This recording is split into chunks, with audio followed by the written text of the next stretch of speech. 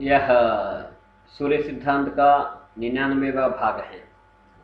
इस भाग में हम ग्रासाद इष्टकाल साधनम, ग्रास से इष्टकाल का साधन करेंगे।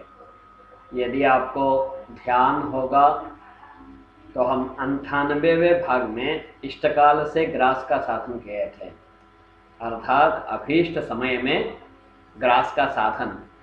और वहाँ प्रयुक्त गणित को ही यदि विपरीत करेंगे, अर्थात विपरीत गणित से हमारे पास जो उपलब्ध इष्टकालिक ग्रास हैं उसके आधार पर इष्टकाल सिद्ध हो जाएगा। यही आचार्य यहाँ पर प्रस्तुत कर रहे हैं। इन दो श्लोकों में जो चंद्र ग्रहणाधिकार के 22वें और 23वें श्लोक हैं, ग्राह्य ग्राहक योगार्थात् चोद्याः स्वच्छन्न लिप्तिकाः तद्वर्गात् प्रोज्य तत्काल विक्षेपस्य कृतिं पदं कोटिलिप्ताः रवे स्पष्ट स्थित्यर्थेनाहता हृताः मध्येन लिप्तास्तन्नाड्यः स्थितिवद्ग्रासनाडिकाः। अब एक एक श्लोक को ध्यान से देखते हैं। ग्राह्य ग्राहक योगार्थात्, ग्राह्य और ग्राहक के योगार्थ से स्वच्छन्न लिप्तिका, स्वच्छन्न यहाँ स्व यानी स्वकीय यानी अभीष्ट समय के जो छन्न भाग हैं, अर्थात इष्टकालिक ग्रास की जो लिप्तिका कला, कलादि जो मान है उसको क्या करना है, शोध्या घटा देना है। ग्राह्यमानम ग्राहकमान, इन दोनों का योग और उसका आधा, तो ये हुआ ग्राह्य ग्राहक योगार्थ। इसमें से स्वच्छन्न लिप्तिका यानी इष्टकालिक ग्रास को, कलादि ग्रासमानम को घटा देना है। तो घटाने पर क्या आएगा, यह अभी हम फिलहाल प्रश्न चिन्ह से इसको इंगित करते हैं। ग्राह्य ग्राहक योगार्थात् चोद्याः स्वच्छन्न लिप्तिकाः। अब यहाँ पर बचा है तद्वर्गात् प्रोध्य तत्काल विक्षेपस्य कृतिं पदम। यहाँ प्रश्न चिन्ह के स्थान में जो भी लब्धि हैं उस क्या कह रहे हैं यहाँ पर आचार्य, तद्वर्गात्, तस्य वर्गात्, जो भी मिला उसके वर्ग में से प्रोध्या, क्या कह रहे हैं, तद्वर्गात् तत्काल विक्षेपस्य कृतिं प्रोध्या, उस समय के विक्षेप के वर्ग को प्रोध्या घटाकर पदम, पदम यानी मूल निकालेंगे। तो कैसे, जो आया हमारे पास पिछले समीकरण में उसके वर्ग में से तात्कालिक जो विक्षेप हैं उसके वर्ग को घटाकर उसका वर्गमूल निकालेंगे, तो फिर यहाँ पर हमें एक लब्धि मिलेगी। इसको भी हम प्रश्न चिन्ह से यहाँ पर इंगित इसलिए कर रहे हैं क्योंकि हम 98वें भाग में इस कार्य को कर चुके हैं, अतः इसके अंदाजा लगाना हमारे लिए आसान है।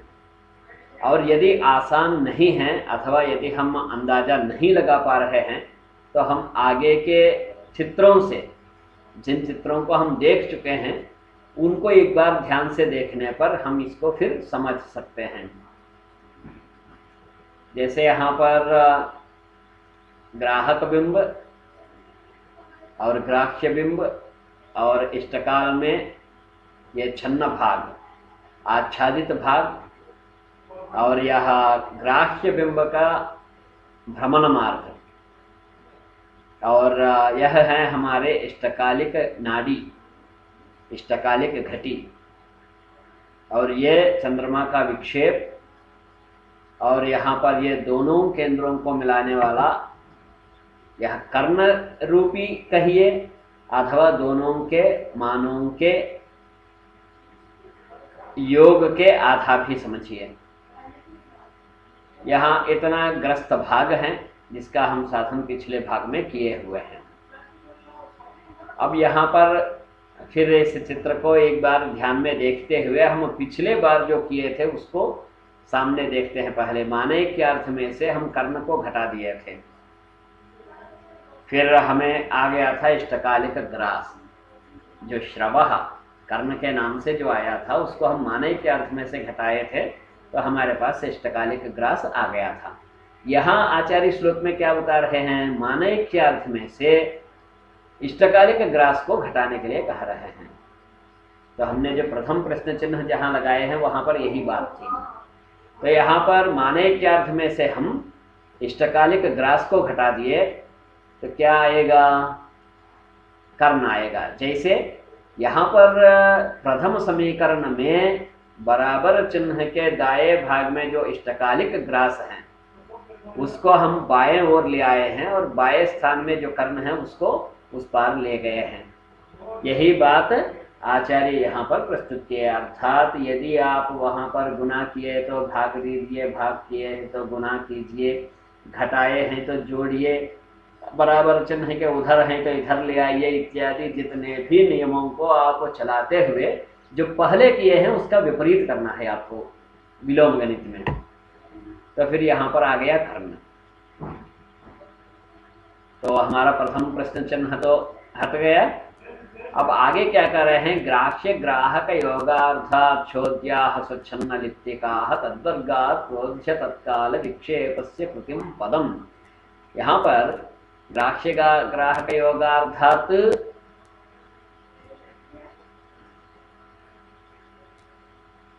स्वच्छन्द लिप्तिकाः सोध्याः, तो यहाँ हम प्रथम पहले एक प्रश्न चिन्ह लगाए थे, अब इस प्रश्न चिन्ह के स्थान में क्या आ गया, कर्ण। इस स्थान में आ गया है कर्ण। अर्थात हम वहां पर कोटि कला, विक्षेप और कर्ण इस त्रिभुज के आधार पर जो इष्टकालिक ग्रास साधन किए थे वहां पर हमें कर्ण मिल गया।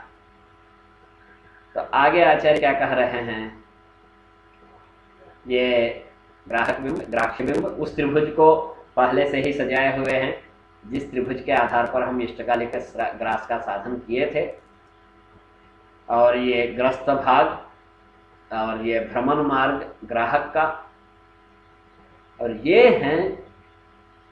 ये बिंदु हैं ग्राह्यमानार्थ, और इतना भाग है ग्राहक मानार्थ। इन दोनों में से हम पहले कर्ण को घटाए थे तो हमें ये आया था छन्न भाग। तो यहाँ पर आचार्य क्या कह रहे हैं, उन दोनों में से माने क्या अर्थ में से छन्न भाग को घटाने के लिए कह रहे हैं, तो क्या आएगा, यह कर्ण आएगा। अर्थात दोनों केंद्रों के बीच के अंतर्वर्ती यह जो कर्ण है हमारे इस त्रिभुज का वह सामने आएगा। और यही हम वहां पर समीकरण में अभी देखे थे। और ये हैं विक्षेप जो हमारे पास पहले से हैं, और जो लाल वर्ण में है वह कोटि कला, कोटि है वह उसी कोटि का साधन करना है, और उस कोटि का जो कलादि मान से नाद्यादि मान में जब निकालेंगे तो हम वह समय का बोधक हो जाएगा। ग्राह्य ग्राहक योगार्थात् चोद्याः स्वच्छन्द लिप्तिकाः तद्वर्गात् क्रोध्य तत्काल विक्षेपस्य कृतिम पदम। हम अब दूसरे प्रश्न चिन्ह पे जा रहे हैं, तद्वर्गात् उसके वर्ग में से।